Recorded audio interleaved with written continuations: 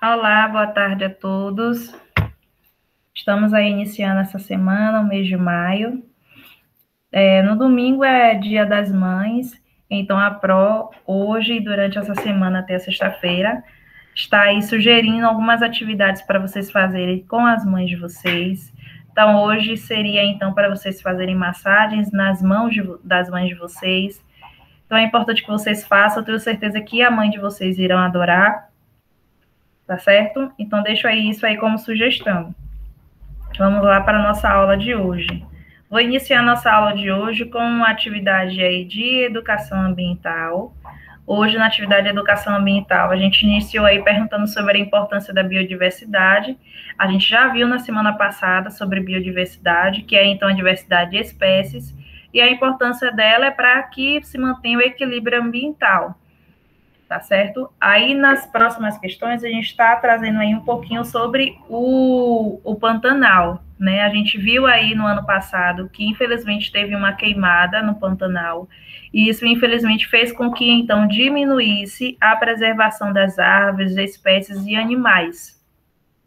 E aí a gente vai ver que o Pantanal, ela contribui diretamente para isso aqui, ó, que o nosso país, o Brasil, ele é o maior berço de biodiversidade no mundo.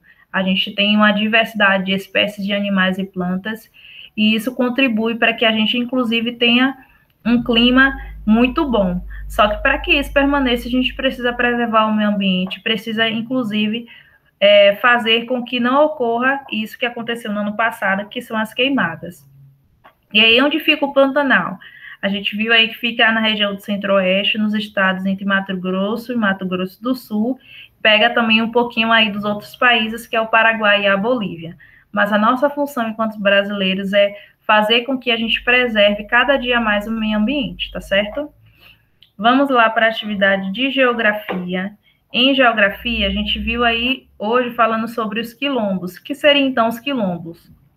Os quilombos, então, eles foram lugares criados pelos povos africanos, né? Aquela população que a Pro já falou aqui na aula passada, mas reforçando que os africanos, eles foram sequestrados do seu continente africano, trazido aqui para o nosso país brasileiro, na época, então, da escravidão e da colonização brasileira.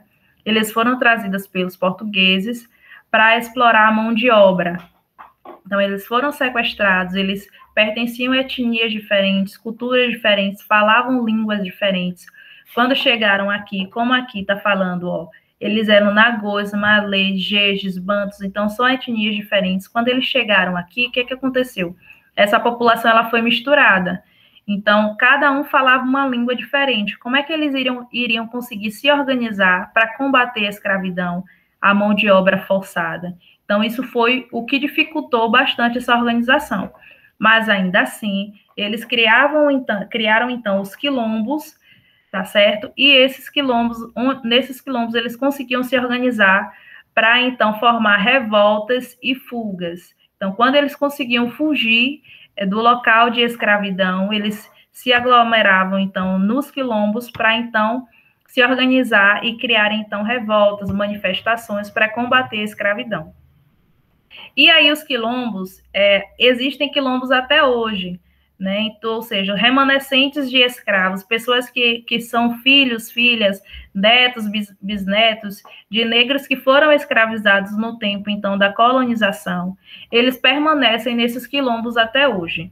A gente vê aqui, nesse mapa que o livro trouxe, que nós temos aqui esses estados, principalmente com uma coloração mais escura, que é a verde, são, então, onde tem o maior número de comunidades quilombolas.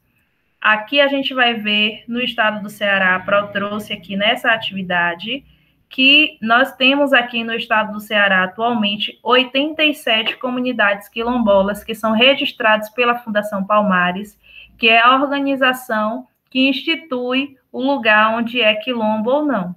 Então, até o presente momento, 87 quilombolas, elas são registradas aqui no estado do Ceará, tá certo?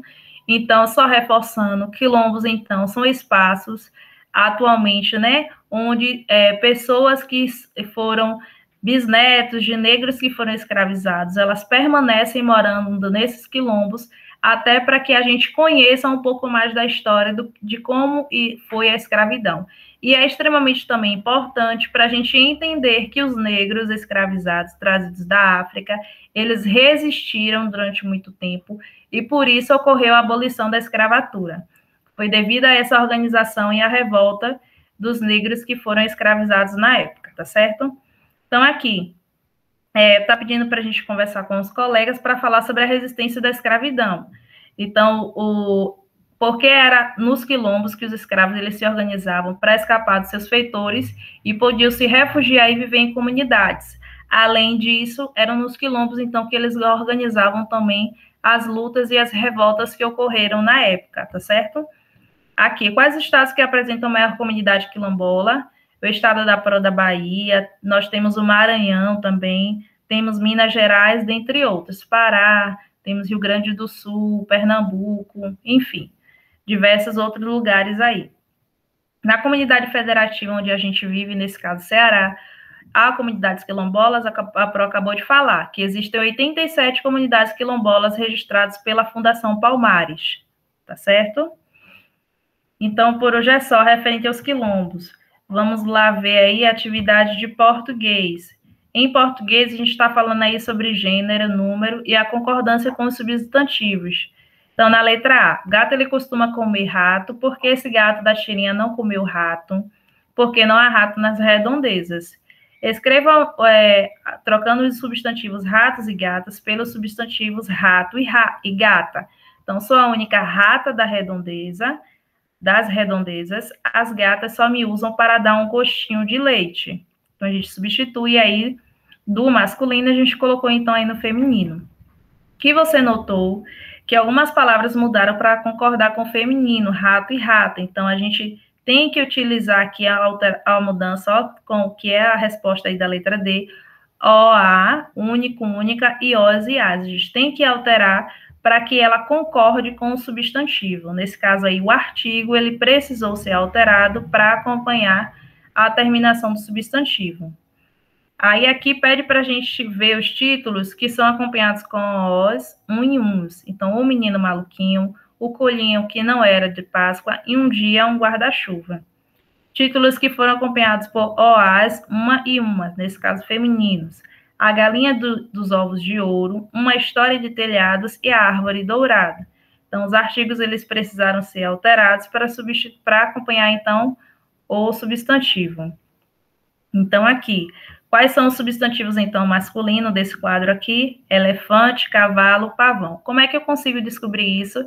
É só eu acrescentar o artigo antes do substantivo. Então, o elefante, o cavalo, ou pavão. Então, ele é masculino.